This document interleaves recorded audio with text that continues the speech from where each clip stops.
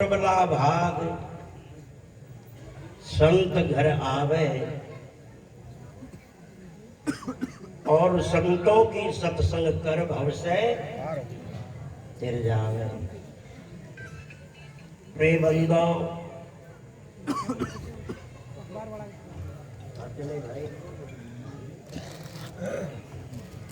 ऐसा अपने सनातन सिद्धांत के धर्म शास्त्रों का उल्लेख है। प्रथम तो लोक में जीव को मनुष्य जीवन प्राप्त होना ही बड़ा दुर्लभ है। बातें मत करो भाई, अरे चुप हो जाओ बड़लो। और मनुष्य जन्म प्राप्त हो गया तो इस भारत भूमि में जन्म होना मुश्किल है, बड़ा मुश्किल है।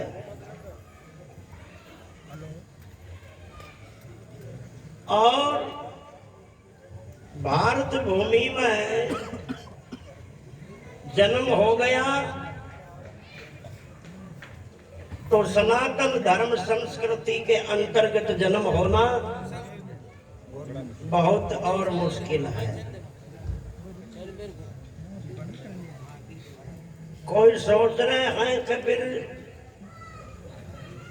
विदेशों में जन्म हो जाए मनुष्य का, या सनातन धर्म संस्कृति के अलावा और मजहबों में जन्म हो जाए तो क्या हानि है। क्योंकि विशेषकर जितने भी विदेशों में धर्म है, जिनको धर्म तो कह नहीं सकते क्योंकि धर्म तो विश्व में एक ही है, सनातन, जिसके विषय में शास्त्रों ने कहा सदा भव सनातन, जो सदा से और सदा रहे वही सनातन। मगर एक तथाकथित धर्म जो है उनकी मान्यता, उनका सिद्धांत, उनकी धारणा, उनकी विचारधारा नास्तिक है। बहुत सौ ने तो कोई जीव आत्मा का अस्तित्व ही स्वीकार नहीं किया। बहुत से मजहबों की मान्यता ऐसी है कि जीव आत्मा नाम की कोई चीज नहीं है। जब ये पांचों तत्व मिलता है तो एक चेतना प्रकट होती है जिसको ही जीवात्मा कहते हैं। जब पांचों तत्व बिखरते तो वो चेतना खत्म हो जाती है। तो फिर पाप और पुण्य का या कोई लोक में आने जाने का या पुनर्जन्म होने का ये कोई मामला है ही नहीं। जिनकी ऐसी सोच, ऐसी धारणा है, जो जीवात्मा ही ना माने, पुनर्जन्म ना माने, जीवात्मा का लोक परलोक में आना जाना ना माने, उनका नैतिकता से, अनैतिकता से, पाप से, पुण्य से, धर्म से, अधर्म से, आए भाव, भक्ति, सत्संग, ज्ञान, ध्यान से कोई लेना देना नहीं है। इसलिए उन लोगों का सिद्धांत भौतिकवादी है। क्या है? भौतिकवादी है, मायावादी लोग हैं वो। उनकी सोच ऐसी है। एक 4000 वर्ष पहले एक विचारक हुआ था चारवाक नाम का। उनका ऐसा सिद्धांत या मान्यता थी, याव जीवेत सुखम जीवेत ऋणम कृत्वा घृत पिबेत भस्मी भूतर से देश पुनरागमन कुतः। यानी जब तक जियो शान से जियो, खूब खाओ पियो, मौज मस्ती से रहो, रंगरलियां उड़ाओ, खुद की औकात नहीं तो कर्जा कोई से उधार लो, और फिर भी ठाठ से रहो, और जी करके भरा मरो, मरिया बाद में कोई को लेनो न देनो है, क्योंकि जीवात्मा नाम की कोई चीज नहीं है, तो लेना देना नहीं है। इसलिए उन लोगों की सोच पेट और परिवार तक सिमटी हुई है। उनकी सोच पेट और परिवार तक ही सिमटी हुई है। पेट के लिए जियो या फिर परिवार के लिए जियो, ना धर्म के लिए जीना, ना कोई देश के लिए जीना, ना कोई समाज के लिए जीना, और ना कोई दूसरों के लिए जीना। पेट के लिए जीना और अपनों के लिए जीना, क्योंकि वो मायावादी लोग हैं। और माया में सुख नजर आता है मगर होता नहीं है।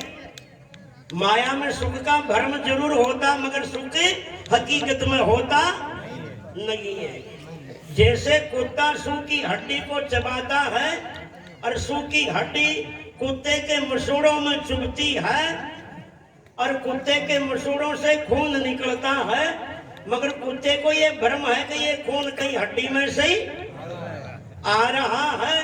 इसलिए चाहे उनकी दांत डाढ़े टूटे मसूड़े फूटे, मगर उन हड्डी को वो छोड़ता नहीं है। इसलिए माया है ही ऐसी, इंसान चाहे हाय हाय कर चिल्लाता है, मगर अंतिम श्वास तक इस माया से जगत से मन का मोह छूटता नहीं है। माया पाकर के सुखी होता। आज के 3 साल पहले मैंने एक न्यूज में पढ़ा था, विदेश में एक आदमी यान को जिनके 70 लाख और शोभा को बेड है, जिनका नाम था माइकल जैक्सन। कितना को 70 लाख और शोभा को बेड है, फिर भी 10 गोलियां नींद की रोज खानी पड़े। जब जारू कर्म ठोकी 2 घंटा क्या मचे। 10 गोलियां नींद की लेनी पड़े तो नींद कब आवे, कितनी का आवे, 2 घंटा। क्योंकि माया संपत्ति धन भी लिमिट में होता तब सुख देता। ये धन ये संपत्ति शरीर में ब्लड की तरह है। ब्लड शरीर में ज्यादा बढ़े तो बीपी हाई करे है, और कम पड़े तो बीपी लो करे, अटैक ना हो। ज्यादा बढ़े तो दुख, कम हो तो ज्यादा अमीरी भी दुखी और ज्यादा गरीबी भी दुखी। लिमिट में हो तब ही सुख देता है। माया आती है तो रुलाती है, जाती है तो भी रुलाती है। एक आदमी अपनी घरवाली ने स्टेशन पे बस पे बिठानवा गयो, घरवाली पीर जाबा लागी। तो जब वो घरवाली ने पीर जाबा ने बस में बिठानी, बस रवाना हुई घरवाली की, तो उन्हें सोचता थोड़ी हृदय में दुख पैदा हो गया। जो खड़ो खड़ो ही रो रही हो, बसकारा खा रही। घरवाली ने भेज बस में बिठान, वहां गिरू रो रही हो बेचारा। होगी देखे एक दूसरो खड़ो जो वो भी बसकारा खा रही हो, वो भी रो रही हो, वो भी देख रो रही हो। जब तीसरा आदमी बोलियो रहे, वो एक पहला आदमी ने पूछो कि तू क्यों रो रही हो? अरे का आज बहुत दिनों में मारे घर वाली भीड़ में गई है, न जाने बाजी जाने खदिया का आई, जो मन या सोचते ही रोको आ गए। दो जाने क्यों तू क्यों रो रही हो? वो कह रही हो कि यार बाहर सामने गाड़ी आबा वाली है न, जी में मारी भी आबा वाली है। महीना 15 दिन सु भीड़ में जी जो सुख शांति में चो सोरो चो, और आती बाजी वाई खटपटी कोई क्लेश तैयार है। इसलिए जिनकी जा रही है वो भी रो रहा है, और जिनके आ रही है वो भी रो रहा, वो भी दुखी है। एक त्यागी महात्मा ने एक सेठ जी 100 रुपया भेंट कर दिया। जो महात्मा कभी पैसा लेता कौन।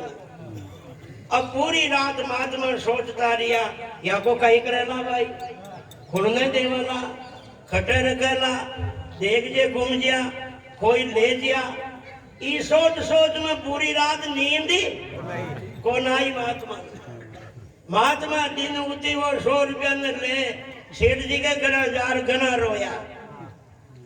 सेठ जी पूछो कई बात है गुरु महाराज रोया क्यों के तारा 100 रुपया ने लियो अजी बताओ तो सही कोई समस्या है कि कोई तकलीफ है कि दुख है कोई ज्यादा पैसा की जरूरत है हाँ रोरिया क्यों हो जब महात्मा गहरिया मुंह मन मारा क्लेश न रो रियो मुंह ठाका दुख न रो रियो कोई क्यों मारो कहीं दुख है अजी के ते मने 100 रुपया भेंट कर आया ये 100 रुपया नहीं पूरी रात मन नींद ना आती जो था की तिजोरिया में गड्डिया पड़ी जो था न कतरो क्लेश हो सी था की पल का ज्ञान मचती हो सी था न ज्ञान नींद आती हो सी इसलिए माया सदा दुख रूप है और उन लोगों की धारणा मायावादी है भौतिकवादी है इसलिए क्योंकि माया का रूप ही ऐसा ही है।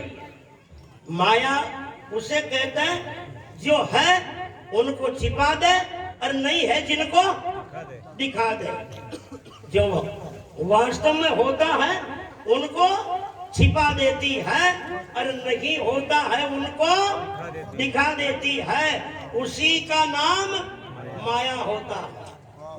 जान कोई एक आदमी विदेश से आयो नौकरी से तो जी टाइम में ये काज चालिया को न चा आपने देश में काज न चालिया था तो विदेश में आयो तो एक काज लिया आयो रात का टाइम में आयो काज भी बड़ो बारी छो आलमारी पर रख दियो वो तो लेट आयो बेचारो जो घनी धूप चढ़ गई दिनों की जहां तक उठ्यो ही कौन है और उनकी घरवाली सुबह सुबह ही जल्दी उठी चारों बारों निकालवा और आलमारी की तरफ देखनी आगे और वो काज में उनको फोटो दिखियो अब बेचारी ने उन्हें कभी जिंदगी में काज देखियो उनको ही फोटो दिखियो और उन्हें सोची अरे कर डोल कौन तो दूसरी बींदनी ले आयो मारी जो की जो लायो है मारी जान की जान लायो या किया लायो है जवाबी छाती कूटरी के मारी छाती में दूसरी औरत ले आयो दूसरी लुगाई ले आयो डोगरी आवाज सुन क्यों है बेटा कहीं हो बीजू लड़कियों कहीं कन्ने थाको बेटो तो देखो नौकरी से आयो जो दूसरी बींदनी ले आयो खटे कया घर में बैठी देखो अब डोगरी भी आई जो डोगरी की भी उम्र 80 साल की थी चामड़ी का चूड़िया पड़ रही थी बाल माता का तोड़ा हो रहा था डोगरी में भी खजा काज देखियो खटे वाह देखो वाह बैठी डोगरी काज में देखो डोगरी को फोटो दिखियो अरे डोगरी घरी रे बेटा लायो तो सही पर बूढ़ी तो क्यों ले आयो रे साल 2 साल में नू तो तैयार हो तो दिखे बूढ़ी तो क्यों लायो वह भी लड़ रही खूब जोर से तो एक बेटो लड़िया का बारा में सूतो चो डोगरी की आवाज सुन रही ये माँ कहीं हो अरे के थारो भाई तो दूसरी बींदनी लिया कटे कवा घर में बैठी के देखबा तो दे ज्ञान की ले आयो देखा जो कुआरी तो चो 4 आंगन मुझे भर आटा करे हैं माता में भागड़ी हाथ में लकड़ी लाठी और जो ही घर में आयो उन्हें भी खजा काज देखियो छो उनको ही फोटो दिखियो काज में हाथ में लकड़ी और देखते ही भली कहते कि जीजी पा गया झगड़ा ही भी आ गया दिक्कत इसलिए ये माया का रूप है जो है जिनको छिपा दे ना है जिनको दिखा दे इसलिए कंज सुगंध अभेद बसे जी तेल बसे तिल में पुनि जैसे आग बसे समिधा मज में जी क्षीर बसे नवनीत उतेश खांड बसे जी ईकन के रस आत्म हो परमात्मा ऐसे दिक्कत ना पर है तो सही हरि भारती पूर्ण जानव ऐसे गुड़ में स्वाद होता है मगर दिखता नहीं है जब तक जीव के ना अड़े। मेहंदी के पत्तों में रंग होता मगर दिखता नहीं जब तक रचे नहीं। जब तक फूलों में खुशबू होती है मगर आंखों से दिखती नहीं जब तक कान को नाक के पास में आए नहीं। जब तक पत्थर में आग होती है मगर प्रकट नहीं होती जब तक पत्थर टकराए नहीं। तब तक लकड़ी में आग होती मगर नजर नहीं आती जब तक लकड़ी से लकड़ी के रगड़क लगे नहीं। तब तक अरे दूध में घी होता है, घी दूध में रमरिया, व्यापक सब ही ठोर, दादू बगता बहुत है पर मतियां खाड़े। और दूध में घी होता है मगर नजर आता नहीं जब तक छाछ बिलोए नहीं तब तक। इसलिए आत्मा में परमात्मा होता है मगर जब तक नजर नहीं आता है, जब तक कोई महापुरुषों की सत्संग से हृदय में ब्रह्म विचार का चिंतन नहीं हो तब तक है। क्योंकि हो उदय पुरबला भाग संत कर आवे, संतों की सत्संग कर भव से तिर जावे। चाहे धर्मशास्त्र हो चाहे महापुरुषों का सत्संग हो, क्यों किया जाता है जीवन में? ये सब शास्त्र पढ़ने और सत्संग करने का उद्देश्य क्या जीवन में? क्यों करते हैं? केवल सुनने के लिए, एक रात या दिन के लिए टाइम पास के लिए, सुन करके घर चल जाने के लिए? किस लिए करता है? चाहे शास्त्रों का प्रयोजन हो चाहे संतों सत्संग का प्रयोजन हो, सबके पीछे एक ही उद्देश्य है। ये सब किया जाता है ज्ञान के लिए। ये सब किया जाता है ज्ञान के लिए। शास्त्र भी ज्ञान के लिए, केवल अगरबत्ती जलाने के लिए नहीं है शास्त्र है। और सत्संग भी आकर मात्र सुनने के लिए नहीं है। शास्त्र भी ज्ञान के लिए और सत्संग भी ज्ञान के लिए। क्योंकि रामायण कहती बिनु सत्संग विवेक न होई। क्योंकि संतों के बिना, सत्संग के बिना, शास्त्र के बिना विवेक नहीं होता है, ज्ञान नहीं होता। और ज्ञान जीवन में जरूरी क्यों है? क्या आवश्यकता है जीवन में ज्ञान की? देखो, खुद की शकल को खुद नहीं देख सकता प्राणी। बोलो, अपनी शकल ना आप देख सकेगा कोई? अपना चेहरा ना आप देख सका के? न देख सका ना। खुद की शकल को खुद देखने के लिए काय की जरूरत है? कांच की। यानी कांच के द्वारा ही प्राणी अपनी शकल को आप देख सकता है। और कांच में शकल देखने की जरूरत क्यों है? और कांच में भी कब देख सकते शकल, पता आपको? जब कांच में 4 विशेषता हो तब। पहली विशेषता तो कांच साफ हो, दूसरी विशेषता कांच सीधा हो, तीसरी विशेषता है जहां मुख देखे जा उजाला भी हो, चौथी विशेषता देखबा वाला की आंखें भी भी सलामत हो। जब कांच में अपनी शकल दिखती है, कांच का साफ होना, वेदांत की भाषा में मल दोष हटना, कांच का सीधा होना, चित्त की एकाग्र स्थिति, जिसको वेदांत की भाषा में विक्षेप दोष हटना, और उजाला होना, वेदांत की भाषा में आवरण दोष का खत्म होना, और आंखें सलामत होना, नहीं अपना स्वयं का अनुभव भी होना, आंख भी खुली होना। जिसको ना ही बोध तो गुरु ज्ञान क्या करे, बंदा ना करे भजन तो भगवान क्या करे। जब जाके कांच में चेहरा दिखता है। अब चेहरा देखना जरूरी क्यों है? कि कहीं अपना चेहरा मेला तो नहीं है, कहीं दाग तो नहीं लगे हुए हैं।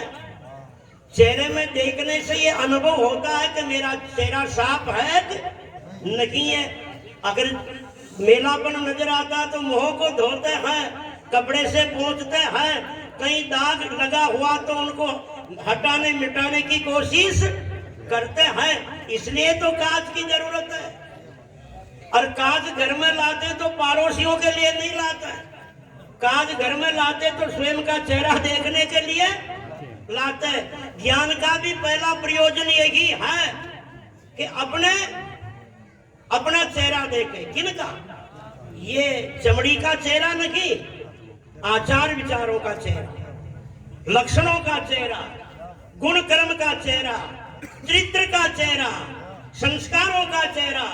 क्या कि ये महापुरुष और धर्मशास्त्र जैसा मानवता के लक्षण बताते हैं। धृतिक्षमा दमोस्तम शौचम इंद्रिय निग्रम धीर विद्या सत्यम क्रोधोदक्षकम धर्म लक्षणम। पहला मानवता का लक्षण है 10 लक्षण मानव के अंदर होना चाहिए, तभी वो मनुष्य है। क्षमा हिंसा मृदु वचन सत्य दया तपदान शील शौच तृष्णा बिन धर्म लिंग 10 जान। ये 10 लक्षण जिसमें है वो पूरा मानव है। जैसे 5 ज्ञानेंद्रियां 5 कर्मेंद्रियां कंप्लीट हो वही पूरा मनुष्य है। एक भी कमी हो तो उनको नौकरी में सिलेक्ट नहीं किया जाता है। इसलिए 10 लक्षण कंप्लीट है तो वो मानव है। पहला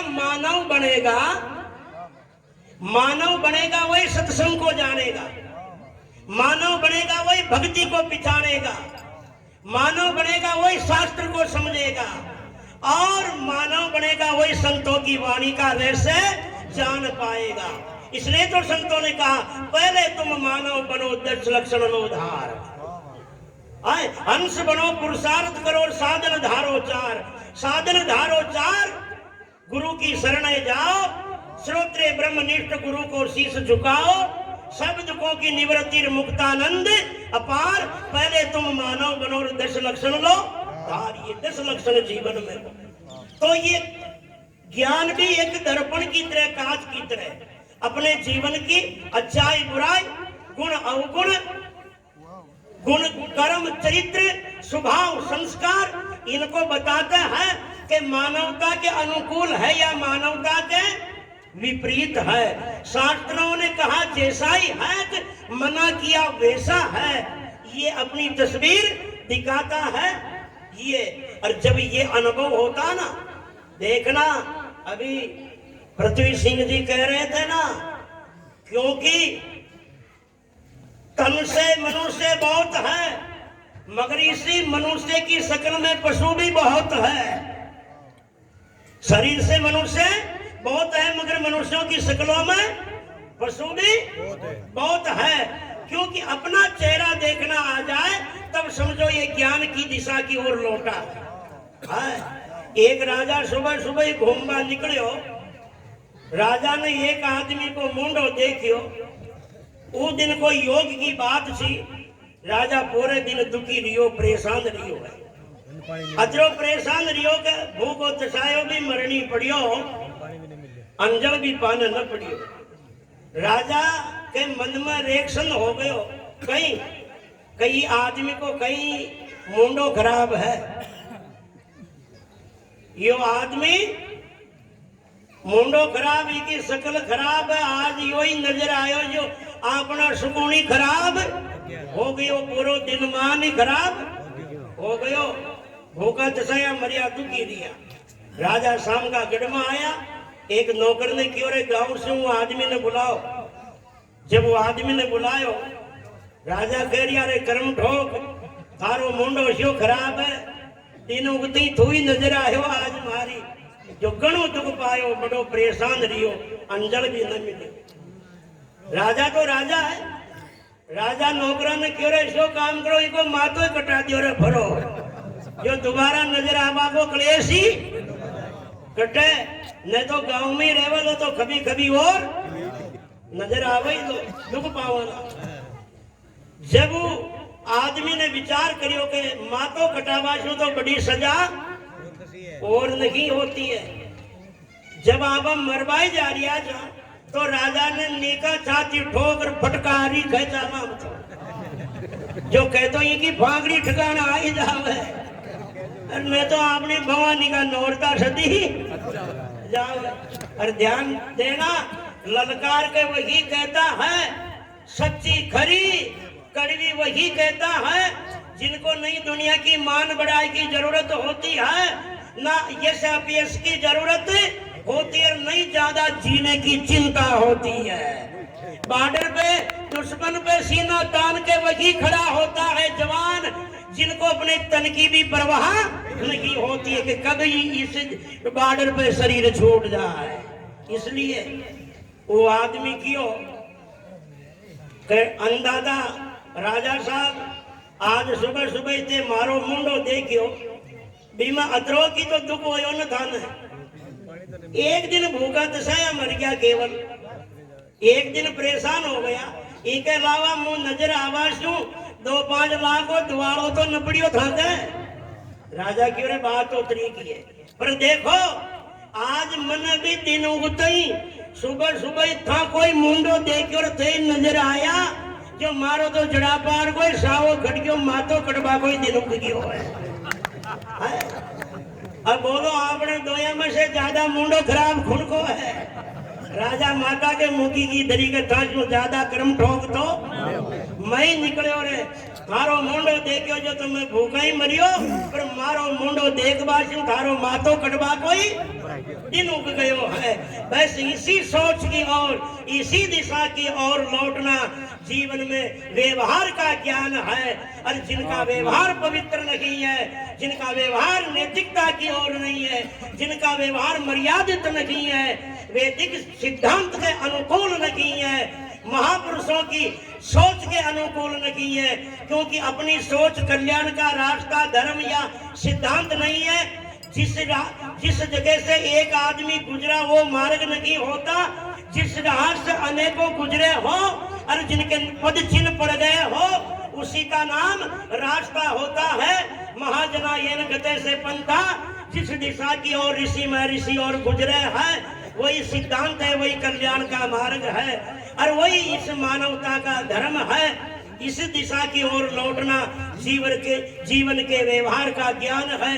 और जो व्यवहारिक ज्ञान के लक्ष्य से दूर होता है उनके आत्म ज्ञान ब्रह्म ज्ञान की मंजिल बहुत कोसों दूर रह जाती है। इसलिए कहा है व्यवहार में समझे नहीं और तिनको हो इन ज्ञान, और कृत घनी इंसान को कभी आवत नहीं ईमान। इसलिए कहा है कि हो उद्दे पुरवला भाग संत घर आवे, संतों की सत्संग कर भव से तिर जावे। बोलो सदगुरुदेव भगवान की।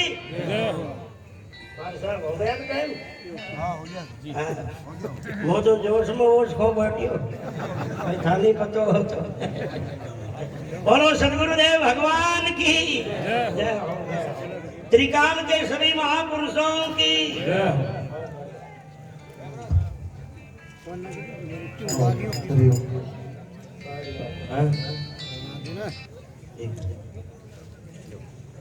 बहुत बहुत धन्यवाद स्वामी जी महाराज को। अब हमारे बीच हमारे स्वामी जी श्री सावर राम जी महाराज पधारे हैं। हाँ, मैं आमंत्रण कर रहा हूँ।